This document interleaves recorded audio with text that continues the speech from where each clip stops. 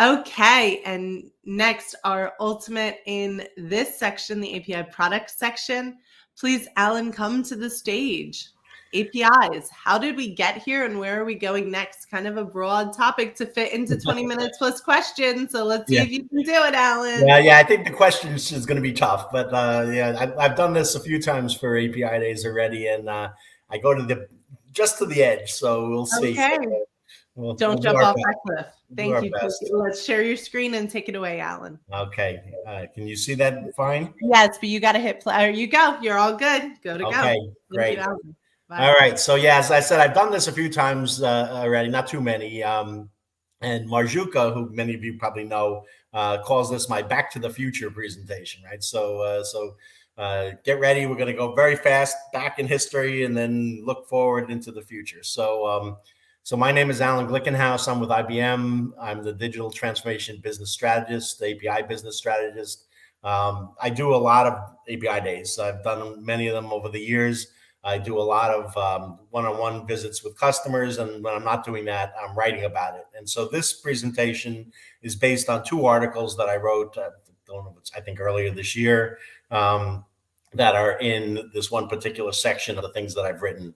And if you've seen me present before, you know that all of this content that I've written about will be in links at the back of the presentation. So with that, and because I'm short on time today, I'm going to fly right through this.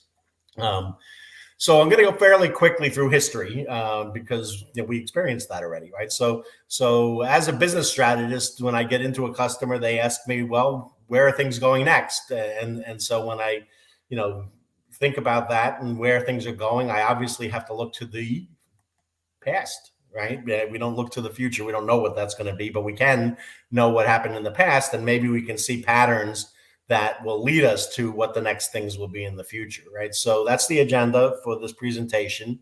We'll take a look at the challenges that we faced previously and how we overcame those challenges. We'll see how things are working today, what challenges we have left, and then what fixes these challenges are the things that we're probably going to see come next in the future. So let's go way back. This is before me, and I've been in IT for a long time.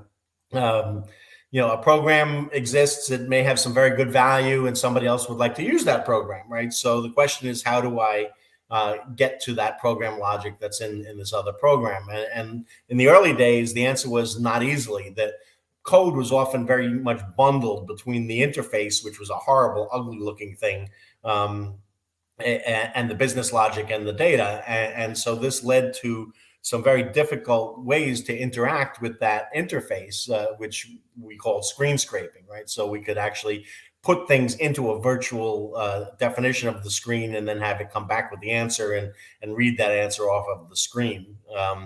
We started then to try to separate the interface from the business logic and then be able to provide what actually was called an API, an application programming interface. So that term is very old, but it's not the current definition of business APIs or web APIs that we're using today. So I'm referring to these as technical APIs. They were, in fact, very difficult to use. They were complete definitions of all the parameters that you could provide into a particular program, not necessarily caring about how you would use it, but more about what that particular program could do. And it was invoked by a remote procedure call, right? So that's the kind of genesis of interacting with programs. Now, sometimes we might want to interact with a program that was at another company in a business partner, supply chain kind of sense. And we need to be able to communicate with them. And an RPC call across businesses was not going to work for a variety of reasons. So we started to ship files between the companies. We'd put some number of records, not vinyl records, but other kinds of records, into a file, and then we'd agree on the format, and you would be able to read that when it got to the other company. So we'd ship a file from one company to another overnight, at various points in time, and maybe weekly, monthly, whatever the agreed to time frame was, and that would be how we passed information between companies. That evolved into something called electronic data interchange, which was a standard way of defining the records in the file and value-added networks, which is a way of guaranteeing that the files moved successfully between trading partners. And each one of these could be a presentation unto itself, right? So I'm going to just fly through all this.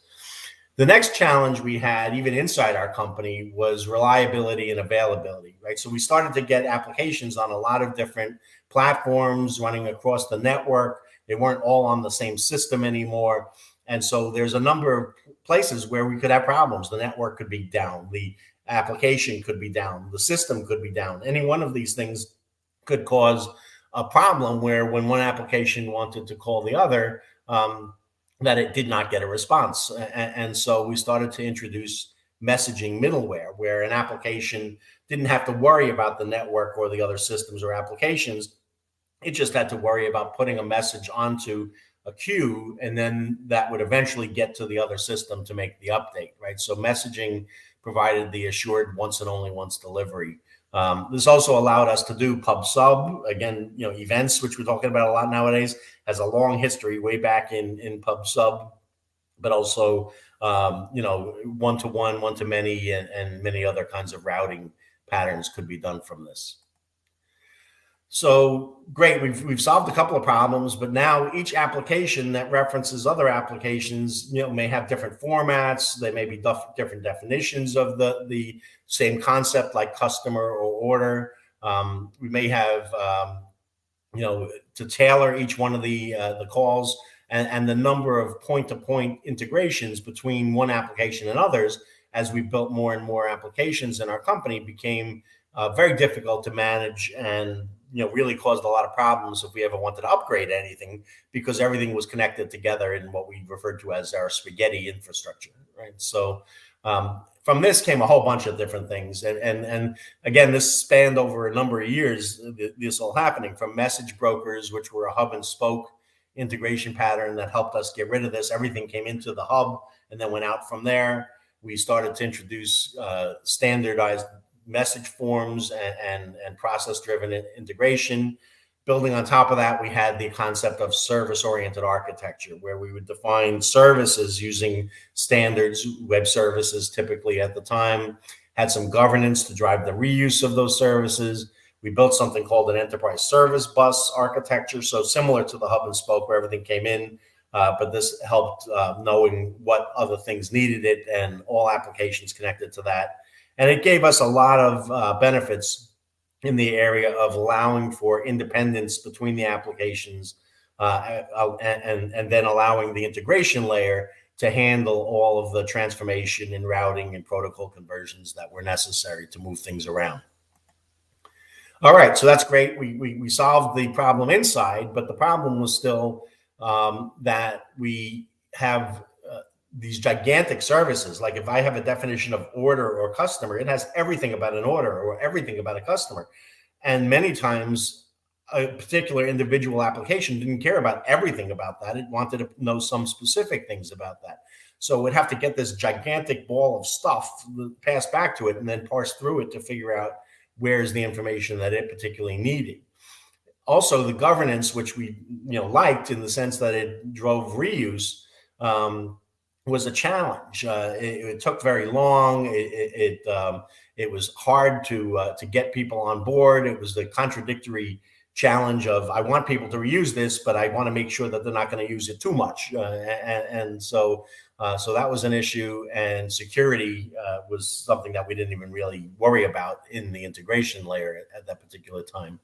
So this brought us to APIs, right? So the thing that we've been talking about for now over a decade was in response to the failings or the lack of capabilities in SOA, where we wanted to have a consumer-oriented interface that tailored a message to a particular user, and still handled getting us to that nice back-end service that had the definition, but didn't give us back everything from that. It just gave us back what we wanted.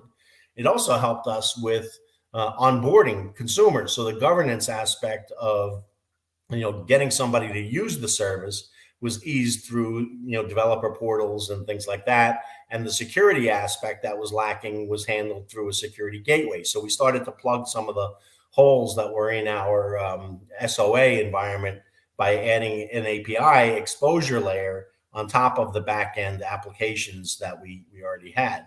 Now, from this came a whole bunch of different things. I've spoken to APIs and many other people have about the API economy, monetization, digital transformation, and now I just did a session yesterday on ecosystems and marketplaces, right? So a whole bunch of things have come from this capability to basically provide consumer-oriented business APIs.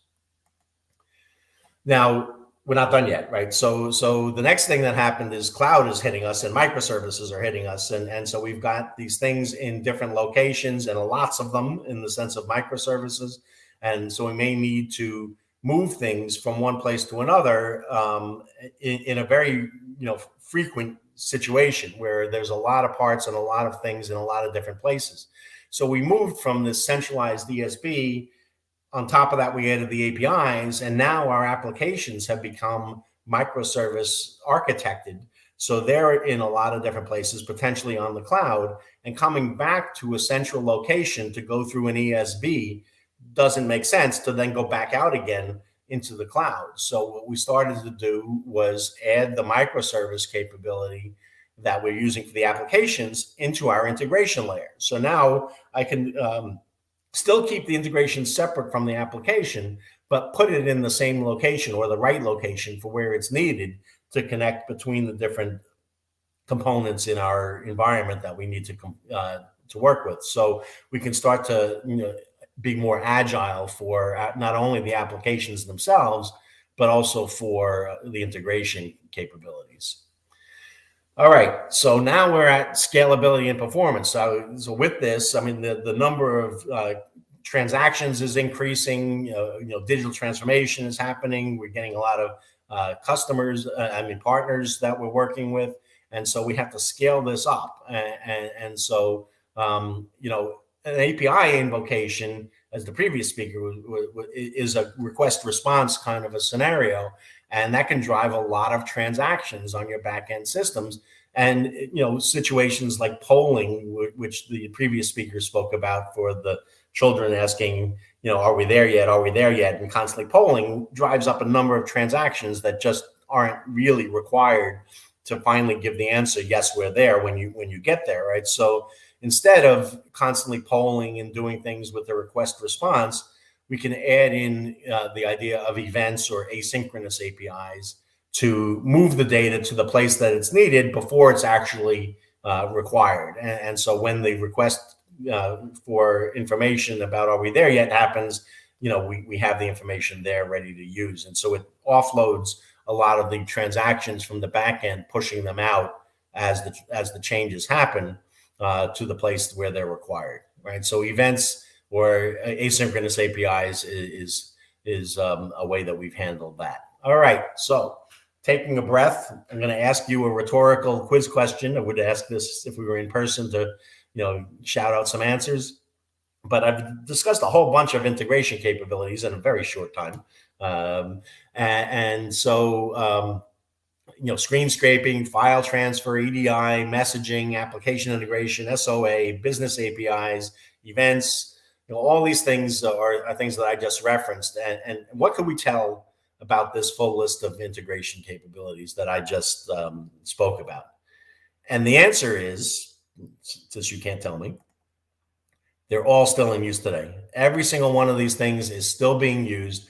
Every one of these new things that fixes an issue with the previous one doesn't replace it. It's not instead of it. It's an additional tool in the toolkit that's used to handle an appropriate challenge. So most of the time, what we see in the real world is that you're using many of these. You're not just saying, okay, the latest one that came out solves all my problems, and I'm going to use only that one. And so we still have a need to ship files to people when there's big stuff that happens, or use REST APIs and events and application integration and messaging. All these things continue to exist. So just think about some of these scenarios, right? What happens after your API is called? When you get that request from an API call, oftentimes you're invoking applications, right? So application integration and messaging, which makes sure that the message gets handled once and only once, and that it's transformed to the right format, is happening behind the API. Or on the other side of that, if you're invoking one of these application integrations, how do you expose that to the outside world? Often by an API, right? So what happens after an event triggers a need for something? We get an event that happens, and then I want to react to it, right? My plane is delayed, right? It could be an event, and so I need to take an action on that and rebook, which might be an API. And then when I'm shipping a file from one place to another, well, how did I build the file on one end, and how do I read the file on the other end? And the answer is application integration is often used to put files together. You put the different records into the file, then we ship the file, and then we get it to the other side, and we use application integration there to take the records out and put them and deal with them appropriately. And if you've got some of these ugly screens that are still the interfaces that you are needing to use for something. I mean, I see this when I go to the airport. I used to go to the airport all the time. The agents back there would be typing on these horrible screens.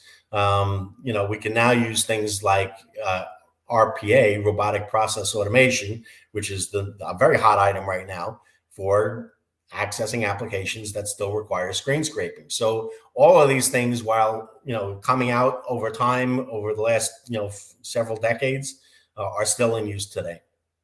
So that's it. So let's take a look at a scenario, order management, where we can see that a bunch of these things are used together, right? So if somebody is placing an order, it's probably through an API. We're going to secure it. The application integration may make an update to the CRM system and validate that we have the inventory and reserve the inventory.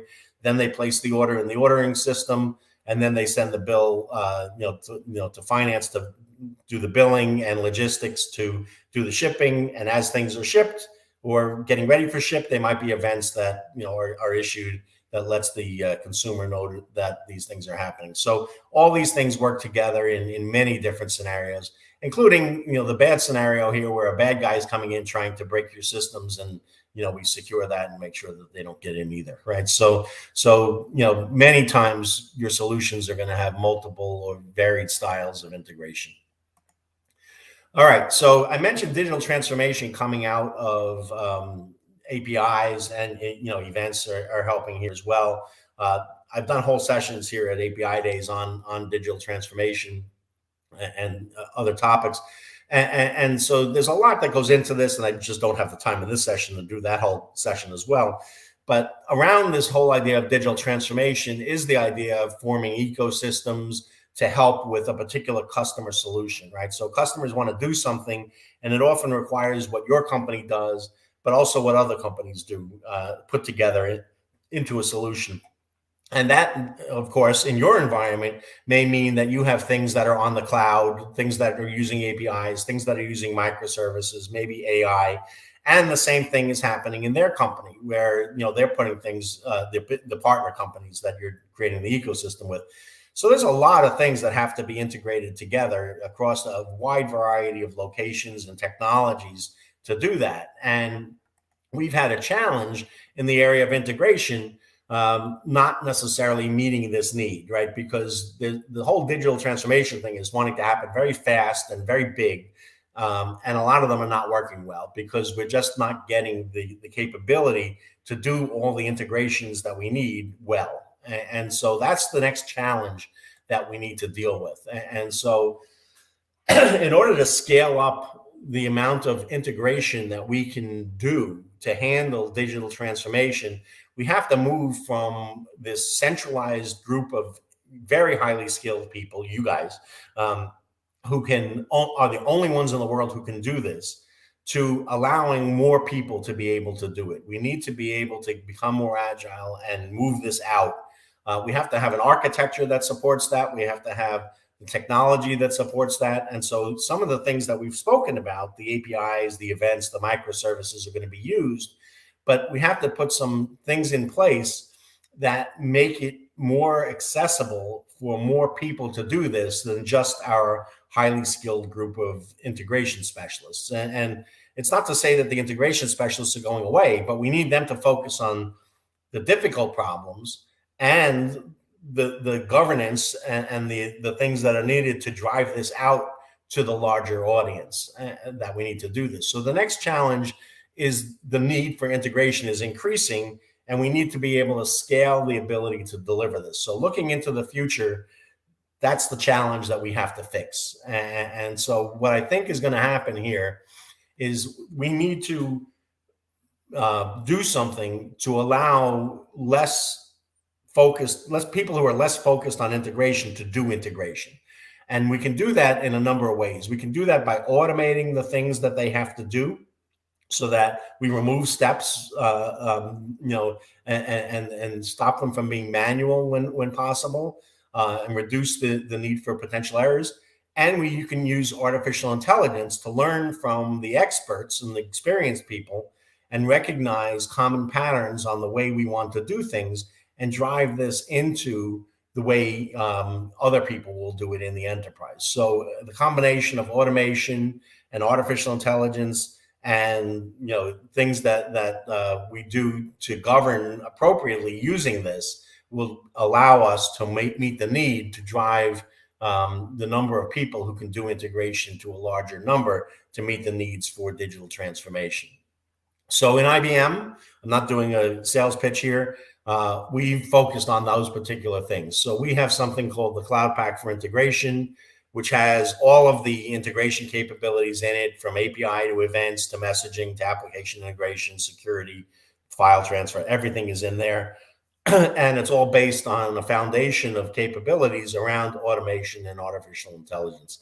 So as we come out with new releases of this, we're embedding the automation and the AI into a common set of capabilities that can be used across any of the different integration tools that you need to use to get your job done. So when you buy Cloud Pak for Integration, that's what you get. All right, so I don't know how I'm doing on time. Hopefully I'm getting close to maybe even answering a question. The point I tried to make here is that one tool isn't going to be the thing that you need. You're going to need multiple tools to be able to get the right job done. I mean, you can try to use one tool, and banging in a nail with a screwdriver, is just challenging and doesn't normally get the job done well, right? So think about having a good portfolio of tools to get your job done appropriately in the area of integration.